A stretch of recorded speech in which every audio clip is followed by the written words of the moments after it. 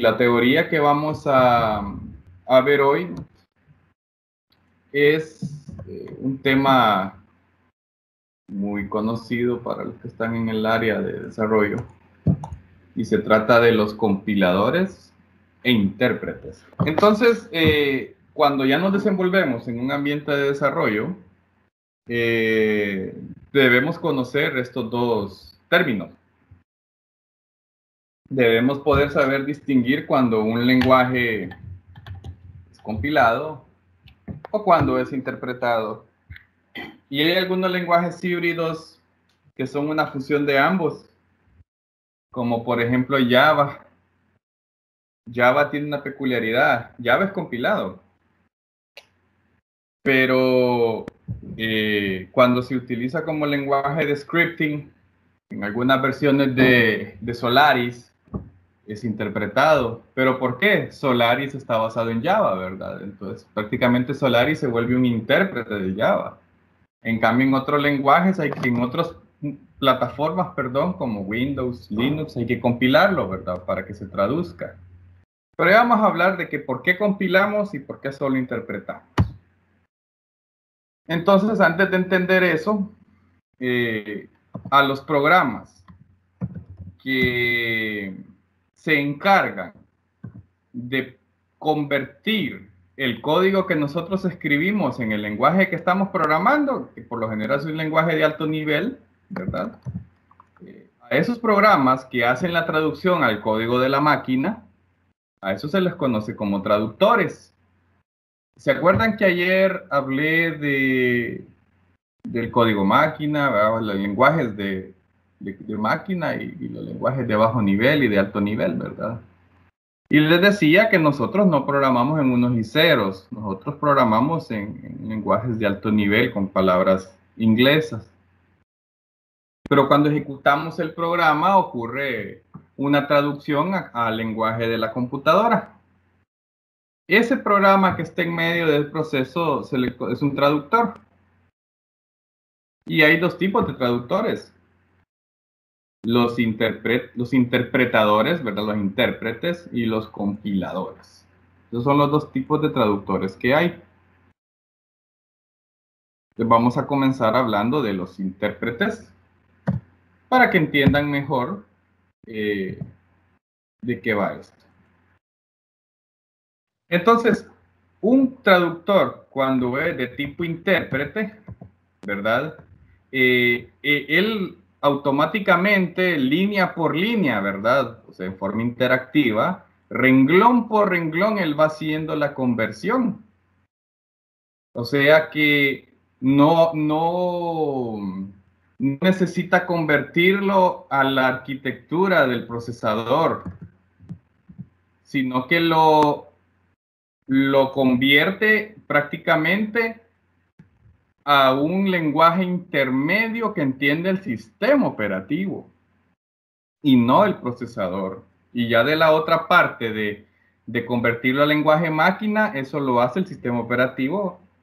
O sea que el intérprete se lo pasa al sistema operativo convertido en un lenguaje intermediario, ¿verdad? Y este lenguaje intermediario va a depender del sistema operativo, y entonces él va a venir y va a buscar la forma de pasarlo a la máquina, pero ya es problema del sistema operativo. El intérprete simplemente le facilita al sistema operativo entender ese código y lo va haciendo línea por línea. No lo compila, o sea, perdón, no lo traduce de un solo todo el código, todo el paquete, sino que va renglón por renglón. Y si algo sale mal, se detiene. Entonces usted tiene el código fuente, aplica una entrada, el intérprete se lo traslada al sistema operativo y el sistema operativo es el que se encarga de generar esa salida. ¿Verdad? Para que se hagan una mejor idea, y aquí lo vemos, los intérpretes van, miren, cada instrucción o sentencia, o sea, cada línea, ¿verdad? Lo van ejecutando inmediatamente y se van renglón por renglón, línea por línea, lo que les dije. Y los más conocidos son el bash, que es la línea de comandos más usada en Linux, el lenguaje Ruby tiene una una versión interpretada. PHP es interpretado, no es compilado. Perl es interpretado, usado en scripting en Linux.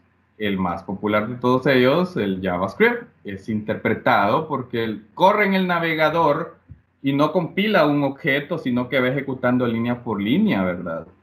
Instrucciones en SQL son interpretadas, no se compila el paquete. Igual Python es interpretado y también puede ser compilado. Entonces, este es otro híbrido, ¿verdad? Entonces, para muestra, antes de pasar al compilador, voy a ir a un navegador web y voy a hacer una paginita rápida aquí en el Atom. Esto no lo tienen que hacer ustedes. Voy a hacer un bloque HTML, voy a ponerle prueba.html, la página web, voy a hacer un script, JavaScript, y voy a, permítanme, no voy a colorear. Voy a poner, por ejemplo,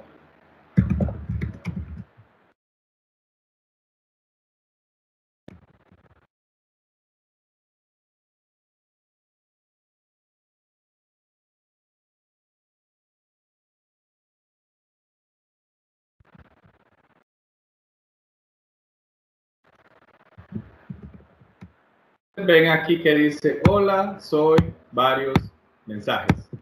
Esta ejecución de ese código que fue en el navegador web, este código que se ejecutó en el propio navegador web. Y este es un código interpretado, porque en ningún momento hubo un proceso de transformación hacia el CPU o arquitectura que yo estoy trabajando, sino que el propio navegador funcionó de visualizador del resultado, por lo que no es necesario realizar alguna conversión. La mayoría de lenguajes web son interpretados, como lo es el JavaScript, esto que ven acá, este bloque de código. Entonces, esto es interpretado, código que se ejecuta línea por línea en tiempo real, interpretado. No depende de la arquitectura, o sea, se elimina la dependencia de la arquitectura, no hay una conversión hacia el CPU. Otro ejemplo de interpretado en SQL Server.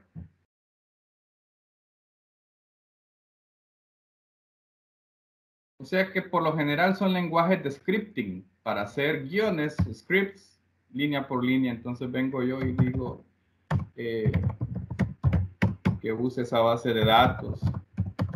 Luego diga select asterisco from calendario, select asterisco from elemento.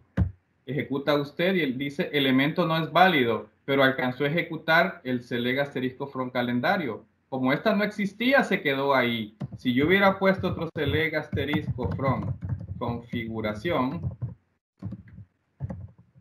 ejecutó, no sigue, solo ejecutó estas dos, pero jamás ejecutó esta ni esta, porque esta de aquí le dio falla. Le dice ahí que en la línea 4 hubo una falla, ¿verdad? Si le pongo ítem, que es aquí la tabla. Ahora sí, miren, ejecutó las tres consultas. Entonces los lenguajes interpretados son así, no compilan, sino que van renglón por renglón ejecutando cada una de las sentencias o líneas. Y si encuentran un error, no siguen. PHP es otro que funciona así, interpretado. Ahora vamos a la contraparte del interpretado. Lo que es el lenguaje compilado. El compilador es otro traductor, ¿verdad? Que lo que hace es que agarra todo el código del programa, pero miren, en un solo bloque de código máquina. Como el programa de ustedes en Java, que con un errorcito que tuviera no corría todo, ¿verdad? En cambio, el JavaScript, al ser interpretado y encuentra un error, busca saltárselo o se detiene, como en el SQL que se detiene, ¿verdad? Los lenguajes en compilador no. Agarran todo el código que escribimos, lo revisan, le aplican unos pasos que los vamos a ver hoy y ¿Y qué hace esto? Esto lo que hace es que no le da la tarea al sistema operativo, sino que el propio compilador convierte el código que ustedes hicieron en lenguaje de alto nivel, como Java, como C Sharp, Visual Basic.net, y lo convierte a un paquete ejecutable que ya es compatible con el procesador en el que están trabajando, ¿verdad? Por eso algunos paquetes que nos regalan en internet, mejor nos regalan el fuente para que nosotros lo compilemos a nuestra arquitectura. Entonces, el proceso de compilación es eso: revisar todo el código del programa, convertirlo en un paquete que se puede ejecutar en la arquitectura en la que estamos, y si hay arquitecturas compatibles, también se van a poder ejecutar en ellas, ¿verdad? Por ejemplo, usted hace un programa en Java, lo compila en Windows, pero si usted quiere correr ese paquete ya compilado en Linux, no le va a correr. Tendría que llevarse el código fuente para Linux y compilar un paquete que esté bajo la arquitectura nativa de Linux, ¿verdad? Entonces, el Java es multiplataforma, pero necesita un proceso de compilación en la arquitectura que se va a ejecutar el programa.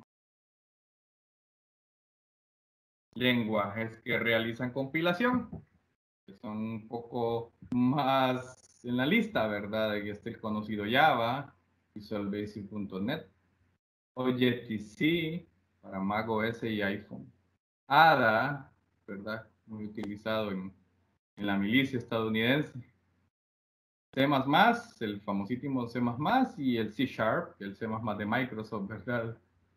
Delphi de Borland, y Formula Translator, el famoso Fortran, un compilado, ¿verdad? Le aplican una revisión al código antes de generar el programa. Para compilar hay 7 fases. No es como el intérprete, que el intérprete ejecute y si la pega, sigue, y si no, pues no sigue, ¿verdad? El Fortran no. Perdón, el Fortran no, el compilador no. El intérprete sí. El compilador primero hace las etapas de revisión, que son estos análisis. Revisan si está bien escrito todo de acuerdo a las reglas del lenguaje. Ya las voy a explicar una por una. Genera una tabla de símbolos que no es nada más que la tabla de las variables y de las funciones y de los métodos, y en qué ámbitos están declarados, o sea, si es privado, público, global, dentro de una clase, dentro de un bloque, tabla de símbolos, ¿verdad? Luego, aquí ocurre la conversión hacia la arquitectura de procesador o de sistema operativo o de, ¿cómo les podría decir? O la arquitectura de la plataforma, ¿verdad? En caso de ser una plataforma multisistema operativo. Entonces aquí él genera ya el programa ejecutable, que en Windows son los exes, en Linux son ELF o son Bin, ¿verdad?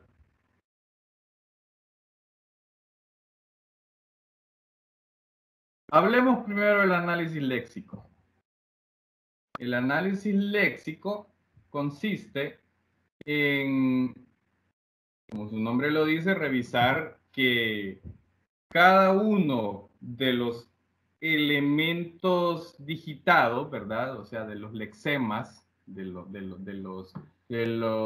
las palabras, de las expresiones, los identificadores, las constantes, las variables, y cada una de las palabras reservadas, ¿verdad? Todos esos son lexemas.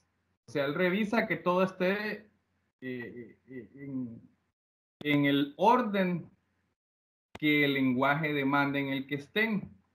Esa es la que más tiempo toma, ¿verdad? Porque es una revisión de todo el código. No lo analiza palabra por palabra, lo analiza carácter por carácter, ¿verdad? ¿Y qué hace? Los va agrupando y va generando él un diccionario, que es la tabla de símbolos de más adelante, y los va separando en términos y los mete en una tabla y luego solo los deja como identificadores que cada lenguaje tiene su forma de hacerlos, ¿verdad? Y aquí ocurre algo bien interesante y es el próximo tema práctico que vamos a hacer la otra semana. El analizador léxico hace todo este proceso con un método conocido como autómatas finitos. Vamos a hacer nosotros unos autómatas finitos en C++ para que entiendan mejor de qué se trata. Los autómatas finitos son algoritmos que pueden procesar una palabra y ver si esa palabra corresponde a algún patrón. Por ejemplo, si es letra, si es número, si es un número decimal, si un correo electrónico está correcto. Un autómata finito permite aplicarle un análisis de patrones a una palabra. Aquí, por ejemplo, tengo estas palabras, ¿verdad? Tengo 4 palabras y tengo 3 operadores. El analizador léxico lo expresa de esta forma, ¿verdad? Claro, esto es teórico. Cada lenguaje tiene su forma de trabajar su analizador léxico. Lo que hace es que él convierte las variables, que son variables que pueden contener valores no fijos, en identificadores. Y aquellos valores que siempre van a ser lo mismo, como este 60, los convierte en valores constantes y deja los operadores como están. Eso hace el analizador léxico para pasarle luego ese trabajo al analizador sintáctico.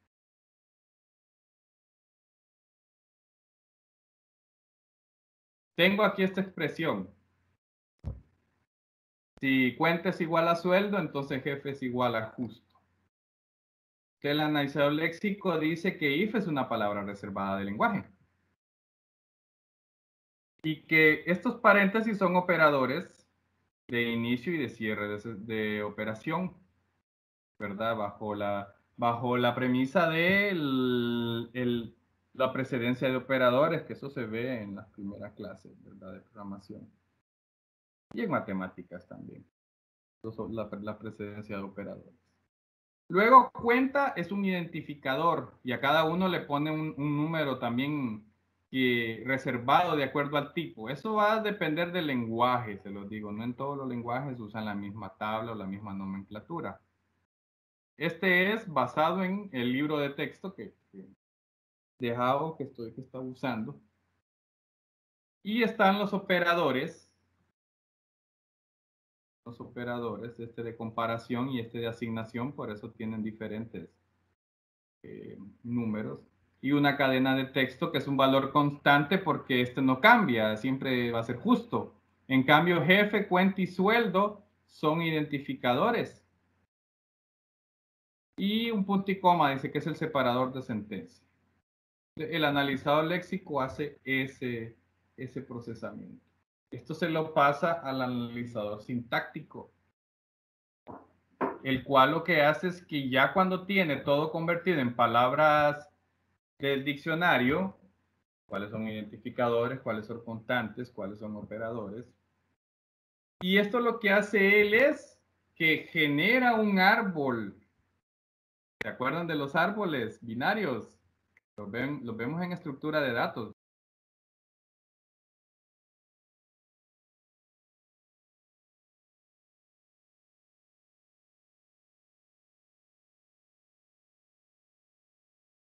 Entonces, lo que hace el analizador sintáctico, organiza todos estos elementos y genera, y aquí es donde viene la utilidad de los árboles, y genera un árbol binario para luego hacer el recorrido, ya sea preorden, posorden o inorden, ¿verdad? Va a depender de para qué, ¿verdad?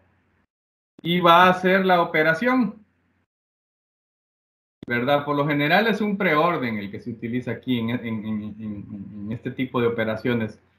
Usted va diciendo que esta constante se suma con este identificador y ese resultado se multiplica con este identificador y ese resultado pues el identificador 1 es igual a ese resultado, ¿verdad? Entonces es un árbol que se recorre recursivamente. Si en algún momento en este árbol algo queda trunco, o por ejemplo aquí aparecen dos operadores y otro operador aquí, eso no se puede hacer. Y te va a fallar el análisis sintáctico y no va a seguir. Entonces significa que el programa no está bien escrito. Pues entonces él, gracias a un árbol binario, él detecta dónde hay fallas, ¿verdad? En la sintaxis.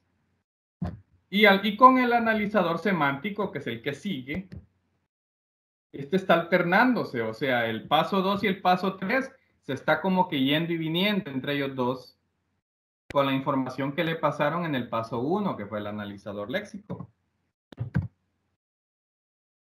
Entonces, el analizador semántico, ¿verdad? Ya vimos el léxico, ya vimos el sintáctico. Ahora, como el semántico es el que detecta que las cosas tengan sentido, porque el léxico separaba los términos. El sintáctico veía que estuvieran en el orden de precedencia correcto para ser operados. Y el semántico ve que tenga sentido la estructura, ¿verdad? Y aquí es donde se genera una especie de código intermedio, ya que él está intercalando entre el paso 2 y el paso 3. Y entonces aquí en donde él detecta, por ejemplo, que un if no quedó trunco, o que un if no tiene, la comparación de ese if genera un callejón sin salida, o que un ciclo for va a generar un bucle de desbordamiento, o que un while se va a quedar en overflow, en sobrecarga, un while eterno que no tiene ningún sentido. Todos esos errores se detectan en el semántico, ¿verdad? Y aquí es donde ocurre la detección de errores. Este es el paso crucial, ¿verdad? Y aquí es donde agarra cada una de las palabras de los identificadores y les pone un tipo de dato. Si son carácter, entero, float, double, de acuerdo a la información que analizó en el paso 2, qué valores están entrando y si en realidad corresponden a los tipos. Aquí es donde uno se da cuenta si alguien quiere meter un string en un double, en análisis semántico. No, cosas que no tienen sentido, ¿verdad? Querer meter un tipo dentro de otro en un lenguaje que no lo permite. Al mismo tiempo que se está generando ya la tabla de símbolos, donde qué tipo de dato tiene cada variable y en qué ámbito o bloque está. Aparte que aquí se crea también el diccionario de funciones y métodos, que en lenguaje ensamblador le llaman macros. Las funciones y métodos son, a nivel de lenguaje ensamblador se les conoce como macros. Y a nivel de libro de texto se les llama subrutinas, o sea, subprogramas. Las funciones y métodos son subprogramas, ¿verdad? Subrutinas. Todo esto genera entonces una tabla de símbolos, donde tenemos un diccionario de los datos y de los bloques y de las funciones, métodos, tipos de datos, ¿verdad? Si son variables, si son constantes, todo eso, o si son clases, se genera aquí, ¿verdad? En el paso, entre el paso 2 y 3 genera lo que el paso 4 luego solo le pega una revisada, un recorrido, que esté completa la tabla de símbolos y que los ámbitos estén correctos. Va a depender del lenguaje, el formato de la tabla de símbolos. Este es un ejemplo de una tabla de símbolos en C++, ¿verdad? Donde le asigna una ubicación en la memoria RAM. Supongamos que la memoria RAM no tiene 15 espacios, ¿verdad? Que tiene miles de millones de offsets o direcciones en páginas. Pero esto es para que lo vean más facilito. Entonces él busca en qué parte de la memoria RAM, con un valor hexadecimal bien largo, en qué parte va a ir a parar cada una de las funciones, métodos y todo lo demás. ¿Alguna vez han visto ustedes gente hackeando el funcionamiento de videojuegos directamente en la RAM? Yo he visto un canal que se llama Ginsu, donde el programador agarra el Super Mario 1, el de Nintendo, y empieza a cambiar cosas, simplemente abriendo la memoria RAM del juego y cambiando valores. Muchos hacks y muchos cracks de videojuegos se hacen ejecutando el juego de forma legal y alguien viene y tiene acceso con herramientas a la tabla de símbolos del juego y empieza a buscar dónde ocurre la validación. ¿Verdad? Son una de las tantas formas. Hay otras protecciones más que están encriptadas, pero es uno de los métodos más famosos. Ir a ver la tabla de símbolos, encontrar las direcciones hexadecimales donde están, abrir con un editor hexadecimal esas direcciones y reemplazarlas por saltos. Pero eso ya es cosa son otros 20 lempiras, ¿verdad? Pero la tabla de símbolos es crucial para el funcionamiento del programa, ¿verdad? Qué elementos son globales como el main y crearon una función factorial y que dentro de la función factorial hay una variable num de tipo entero y que dentro del main hay una num de tipo entero y un result de tipo entero. Entonces aquí ocurre toda la distribución de ámbitos, o sea, dentro de qué funciones está cada cosa y qué funciones tenemos y qué variables tenemos. Ya en el paso 5, ya superamos lo más difícil. O sea, cuando ya se llega al paso 5 de la compilación, usted prácticamente aquí ya depende de que si falle algo en el sistema operativo o falle algo en la escritura y lectura del disco, ¿verdad? Pero ya lo crítico era llegar al paso 4. Aquí lo que ocurre es que genera un programa que se llama programa objeto. No tiene nada que ver con la programación orientada a objetos, ¿verdad? Un programa objeto es un bloque de programación que se genera en un ensamblador, pero no es un ensamblador del CPU, sino que es un ensamblador del propio lenguaje. También los lenguajes tienen su propio ensamblador y este ensamblador luego el sistema operativo lo traduce al ejecutable. O sea que este es un lenguaje intermediario entre el ensamblador del CPU y el ensamblador de el lenguaje de programación. Por ejemplo, el Java tiene un ensamblador propio que es el Java Intermediate Language, JIL. Eso significa Java Intermediate Language. Microsoft también tiene el propio, el Microsoft Intermediate Language, el MISIL, como le decimos nosotros.